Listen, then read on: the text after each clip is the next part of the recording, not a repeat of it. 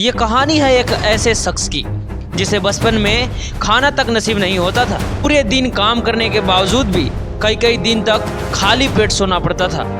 गरीबी इतनी थी कि ये तंग आ चुके थे और अपने गरीबी मिटाने के लिए ये बचपन में ही अपने घर छोड़कर भाग गए। इन्हें जबरदस्ती खेतों के काम में लगाया गया। अपने दम पर जब कुछ करना चाहे तो कभी आग लग गई तो कभी उनसे छीन लिया गया, लेकिन फिर भी इन्होंने हार नहीं माना और आज एक ऐसी बड़ी कंपनी का निर्माण कर दिए जो आज पूरे देश में चलने वाली गाड़ियों में से एक का मालिक है। मैं बात कर रहा हूं हुंडई मोटर कार की ऑनर की, जिनका नाम था चंग जू यंग। इनके साथ कई बड़े बड़े दुखद घटना घटे, लेकिन इनकी जो अमीर बनने की सपना थी उसे कोई तोड़ नहीं सका। ये असफलताओं में अपनी सफलता की कहानी लिख डाले। तो आइए जानते हैं हुंडई ग्रुप को बनाने से पहले इन्हें किन किन चीजों का सामना करना पड़ा। इस कहानी की शुरुआत होती है 1915 में, जब चंग जू यंग का जन्म एक कोरियन फैमिली के अंदर होता है। इनके पिता एक पेशे से किसान थे। चंग जू यंग का 7 भाई बहन थे और घर में कमाने वाला सिर्फ एक पिता। इनके पूरे दिन काम करने के बावजूद भी इनके घर में कई कई दिन तक 2 वक्त का खाना भी नसीब नहीं होता था। चंग बताते हैं कि उनका बचपन का सपना था कि वे पढ़ लिख कर एक टीचर की नौकरी करें, लेकिन अब आप सोच सकते हैं कि जिसके घर में खाने की लाले पड़े हों उसकी पढ़ाई तो बहुत दूर की बात है। यही कारण था कि चंग बचपन से ही अपने पिता के साथ खेतों में काम करने लगे, दूसरों को भेड़ बकरियां चराने लगे, जंगल से लकड़ी काट करके उसे शहरों में बेचने लगे। वो ये सब करके बहुत ही निराश थे, न करते हुए भी उनको करना पड़ रहा था। कभी कभी चंग जब सिटी के अंदर लकड़ियां बेचने जाते थे तो वहां रहने वाले लोगों का लाइफ स्टाइल देख करके वो प्रभावित हो जाते थे और ये अपने मन में विचार करने लगते थे कि काश मेरे पास भी एक ऐसी जिंदगी होती जिसमें मैं अच्छे से खाना खा सकूं, अच्छे कपड़े पहन सकूं, इन लोगों के जैसा रह सकूं। कुछ दिन बीता जब इनके हाथ में एक न्यूज़पेपर का टुकड़ा लगता है जिसमें लिखा हुआ था कि मजदूरों की भर्ती चालू है। चंग ने फैसला किया कि अब वे अपने घर से शहर में काम करने जाएंगे। और एक दिन रात ऐसी आई जब चंग बिना बताए अपने घर से रात को भाग चले और पहुंच गए अपने पास ही के शहर कनोन के अंदर। ये वहां पे मजदूरी का काम करते थे। उन्हें मेहनत बहुत करनी पड़ती थी, लेकिन वो खुश थे क्योंकि अब वो भरपेट खाना खा सकते थे, अच्छे कपड़े खरीद सकते थे और अपने लिए कुछ पैसे भी बचा सकते थे। लेकिन इनकी खुशी काफी दिन तक नहीं चली। इनको शहर में आए लगभग 2 महीना हो चुका था और इनके माता पिता बेसब्री से इन्हें ढूंढा करते थे कि एक दिन ऐसा आया जब इनके माता पिता इनके पास आए और इन्हें समझाकर डांट कर उन्हें फिर से घर पर वापस ले गए और फिर से खेती के कामों में डाल दिए। चंग भले ही अपने गांव में थे, लेकिन उनका दिल हमेशा शहर में था। उन्हें न चाहते हुए भी घर का काम करना पड़ रहा था। इसी बीच चंग ने 2 बार और शहर भागने की कोशिश की, लेकिन उनके माता पिता उन्हें वापस पकड़ करके खेती के काम में डाल दिया करते थे। अब 2 साल बीत चुका था, चंग कहीं नहीं गए थे, लेकिन एक दिन अचानक से इन्होंने एक फैसला लिया और अपना घर छोड़कर भागने का निर्णय किया। और अपनी भागने के लिए कनोन शहर नहीं बल्कि घर से बहुत दूर, जिसका नाम था सियोल। ये रात में निकलते हैं और वहां से भागकर पहुंच जाते हैं सियोल, जो कि आज साउथ कोरिया की राजधानी है। ये वहां पहुंचते ही इन्होंने कंस्ट्रक्शन लाइन में सबसे पहले मजदूरी की। फिर इन्होंने विभिन्न प्रकार के जगहों पर काम किया, जैसे फैक्ट्री, सफाई कर्मचारी, गराज इत्यादि जगह पे काम कर ही रहे थे। और फाइनली इनको एक राइस स्टोर में डिलीवरी बॉय का जॉब मिलता है और यहाँ पे ये मन लगा करके काम करते हैं। इसी वजह से शॉप का जो सेल्स था वो इनसे 2 गुना बढ़ गई और इनसे शॉप का ऑनर बहुत ही खुश था और इन्हें प्रमोशन करके इन्हें मात्र 6 महीनों में ही शॉप का मैनेजर बना दिया जाता है। अब शॉप को ये अपने तरीके से हैंडल कर रहे थे। अब सेल्स बहुत ही दिन प्रतिदिन बढ़ते जा रहा था कि एक दिन अचानक से शॉप के ऑनर बीमार पड़ जाते हैं। जब चंग उनसे मिलने जाते हैं तो इनकी वफादारी और ईमानदारी को देखते हुए शॉप के ऑनर जाते जाते इन्हें शॉप इनके नाम कर गए और अब ये मैनेजर से शॉप का ऑनर बन चुके थे। जो कल तक खुद एक नौकरी के लिए भटकते थे, आज वो दूसरे को नौकरी दे सकते थे। कहते हैं ना कि अगर आपके इरादे मजबूत हो तो जिंदगी में सब कुछ संभव है, और यही कर रहे थे चंग जू यंग। कुछ साल पहले इनके पास खाने को खाना तक नहीं था और ये अपने मेहनत और इरादे के बदौलत आज ये शॉप के ऑनर तक बन गए। जब इनका शॉप अच्छा प्रोग्रेस में चल रहा था तभी अचानक से एक इनके साथ घटना घटती है। और इन्हें सब कुछ छोड़कर वापस अपना घर लौटना पड़ता है। दरअसल हुआ ये था, साउथ कोरिया उस समय जापान के अंडर में था और उस समय वर्ल्ड वॉर भी चल रहे थे, जिसमें जापान वर्ल्ड वॉर में कूद चुका था। इसलिए जापान सरकार चाहती थी कि हमारे सैनिकों को उन्हें टाइम टाइम पर चावल मिलता रहे। इसलिए सिटी में जितने भी चावल के स्टोर थे उन्हें अपने कब्जे में लेना शुरू किया, जिसमें चंग का भी स्टोर शामिल था। ये एक बार फिर से बेरोजगार हो चुके थे, एक बार फिर से ये जीरो हो चुके थे। एक साल गांव में रहने के बाद चंग बैंक से 3000 का लोन लेते हैं और एक एडो सर्विस नाम के गराज को स्टार्ट करते हैं। ये गराज का काम वही सीखे थे जब ये 18 साल की उम्र में सियोल भागे थे।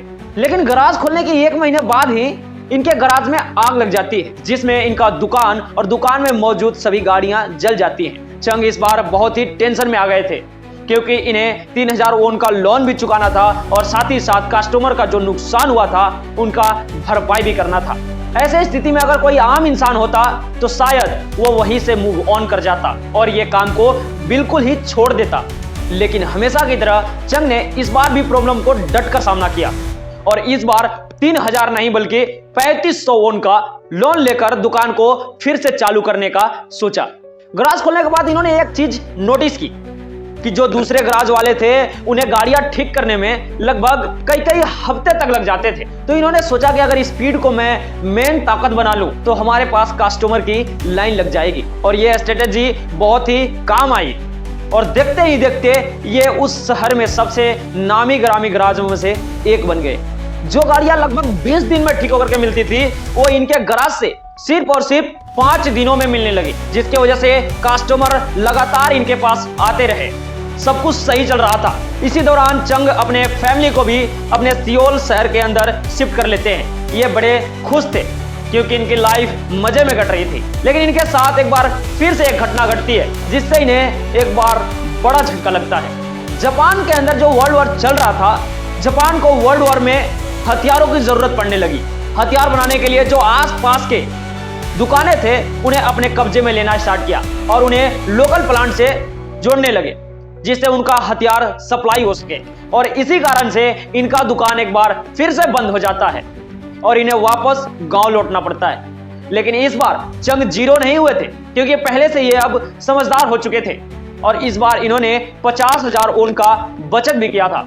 जब कुछ ही समय बाद वर्ल्ड वॉर खत्म हुआ और साउथ कोरिया के अंदर से जापान का हुकूमत थी, तब 1946 में फिर से जंग वापस सियोल सिटी के अंदर आ जाते हैं और वहां फिर से अपना गराज चालू करते हैं। लेकिन इस बार पुराने गराज का नाम चेंज करके अब की बार नया नाम रखने को सोचते हैं, जो था हुंडई ऑटो सर्विस। हुंडई का मतलब था मॉडर्न। अब नया शुरुआत करना चाहते थे ये। गराज फिर से अच्छी तरह से चलने लगी थी और कस्टमरों की लाइन लगी रहती थी। तभी इनका ध्यान मिलिट्री के रहने वाले बन रहे बिल्डिंगों पर जाती है।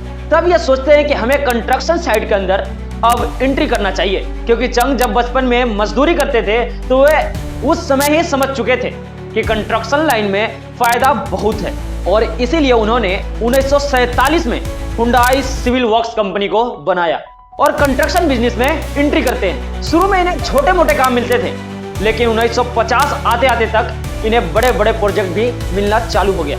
अब ये भी कंपनी लगभग प्रॉफिटेबल बन चुकी थी। तभी फिर से इनके साथ एक घटना घटता है। नॉर्थ कोरिया साउथ कोरिया के ऊपर हमला कर देता है, जिससे उसके सारे सैनिक सियोल सिटी के नजदीक आ जाते हैं और एक बार फिर से चंग को वापस अपने घर लौटना पड़ता है। अगर अब तक कोई दूसरा इंसान होता तो शायद वो छोड़ चुका होता और अपने बचे हुए सेविंग के साथ लाइफ को एंजॉय करता। लेकिन ये कहाँ मानने वाले थे। इनका नाम भी चंग था। इनका कहना था कि प्रॉब्लम हमें कब तक प्रॉब्लम में डालेगी, एक ना एक दिन ये खुद ही समाप्त हो जाएगी। कहते हैं ना कि जिसका जज्बा जितना ही बड़ा होता है, इम्तिहान भी उतना ही कड़ा होता है। और यही सब हो रहा था चंग के साथ, लेकिन फिर भी वो हार मानने को तैयार नहीं थे। इतना सब होने के बावजूद भी चंग फिर से अपना काम स्टार्ट करने को सोचते हैं। यूएस आर्मी और साउथ कोरिया के आर्मी एक साथ मिलकर नॉर्थ कोरिया के खिलाफ जंग लड़ रहे थे, जिसमें सैनिकों को रहने के लिए वेयर हाउसेस, टेंट और आर्मी हेडक्वार्टर की जरूरत थी, जिसे बनाने के लिए उस समय कोई भी कंपनियां तैयार नहीं थी। लेकिन उस समय ये सब बनाने के लिए कोई कंपनियां तैयार ही नहीं थी। तो फिर चंग ने सोचा कि ये एक अच्छा मौका है काम स्टार्ट करने के लिए। वो कोई भी रिस्क लेने के लिए तैयार थे जिसमें पैसा अच्छा खासा मिले, और यूएस के अंदर पैसा तो काफी था ही। चंग अपने छोटे से टीम के साथ फिर से काम शुरू कर देते हैं। इन्हें इसी बीच कभी भारी लॉस तो कभी प्रॉफिट हुआ, लेकिन फिर भी ये काम को छोड़े तक नहीं, और ये विश्वास यूएस सरकार से बना कर रखे, जिससे इन्हें काम लगातार मिलते रहा। जो पहले छोटे छोटे काम मिलते थे, अब इन्हें बड़े बड़े काम मिलना स्टार्ट हो गए। यूएस ने अपने सिटी को रिबिल्ड करने को सोचा और रोड, डैम, ब्रिज जैसे बड़े बड़े प्रोजेक्ट को तेजी से रन किया। इसमें चंग को बहुत ही प्रॉफिट हुआ, और ये सारे प्रोजेक्ट चंग को मिलते ही जा रहे थे। अब ये बहुत ही प्रॉफिटेबल बन चुके थे। ये एक सक्सेसफुल कंस्ट्रक्शन बिजनेस के ओनर बन चुके थे, लेकिन वे यहाँ भी नहीं रुकते और फाइनली ये कार की कंपनी बनाना चाहते थे। ये खुद का अपना कार बनाना चाहते थे। 1967 में चंग ने एक फैसला लिया और हुंडई मोटर की शुरुआत की। 1968 में ये फोर्ड के साथ मिलकर के एक एग्रीमेंट करते हैं। ये फोर्ड के पुरानी गाड़ियों को उसे नया रूप देंगे और उसे मार्केट में बेचेंगे। लेकिन चंग चाहते थे कि उनका खुद का ब्रांड का कार दुनिया के अंदर एक बार चले, और फोर्ड ये सब नहीं चाहता था। इसलिए 1973 आते आते तक ये दोनों कंपनियां एक दूसरे से अलग हो जाती है। चंग मैन्युफैक्चरिंग टेक्नोलॉजी के लिए अपना पार्टनर ढूंढ रहे थे। इन्होंने हर एक की दरवाजा खटखटाई, लेकिन इनके साथ मिलकर कोई काम ही नहीं करना चाह रहा था। इन्हें सीधे सीधे मना कर देता था। तब एक जापान की कंपनी मित्सुबिशी मोटर ने इनके साथ एग्रीमेंट किया। मित्सुबिशी इन्हें मैन्युफैक्चरिंग टेक्नोलॉजी देता और ये फाइनली एक बार अपना कार लॉन्च कर सकते थे।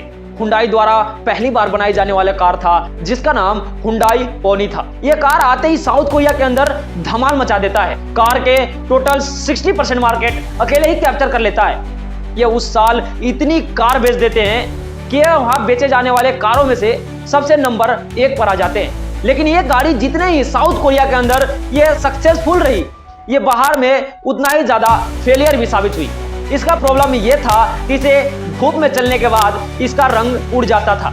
इसमें बार बार इशू आती थी, कोई मैकेनिकल सपोर्ट भी अच्छा नहीं था, और ये सिर्फ साउथ कोरिया के अंदर काम नहीं करना चाहते थे, क्योंकि साउथ कोरिया के जो कार का मार्केट था वो सिर्फ और सिर्फ 30,000 कारों की मार्केट थी, जिसमें इन्हें प्रॉफिटेबल बनने के लिए काफी ही नहीं था, जिसके वजह से ये दुनिया के और देशों में बेचना चाह रहे थे अपने कार को। और ये तभी संभव हो सकता था जब ये एक अच्छी कार को लॉन्च करते। धीरे धीरे इनके कस्टमर जो थे अब इनसे शिकायत करने लगे। इनकी गाड़ी देखते ही देखते फेलियर साबित होने लगी। लोग इन्हें यहां तक सलाह देने आ गए कि अब ये कंपनी चंग को बेच देनी चाहिए, लेकिन चंग कहां किसी को सुनने वाले थे। चंग हमेशा अपने मन की करते हैं और इस बार भी अपने मन के ही कर रहे हैं। चंग अब 30,000 की मार्केट में 3 लाख गाड़ियां बनाने के ऑर्डर दे देते हैं। एक ऐसी फैक्ट्री लगाना चाहते थे जहां पे ज्यादा से ज्यादा कार मैन्युफैक्चरिंग हो सके। चंग का यह डिसीजन मैनेजमेंट के किसी भी लोगों को समझ में नहीं आ रहा था कि ये क्या हो रहा था, लेकिन इसका जवाब सिर्फ और सिर्फ चंग के पास था।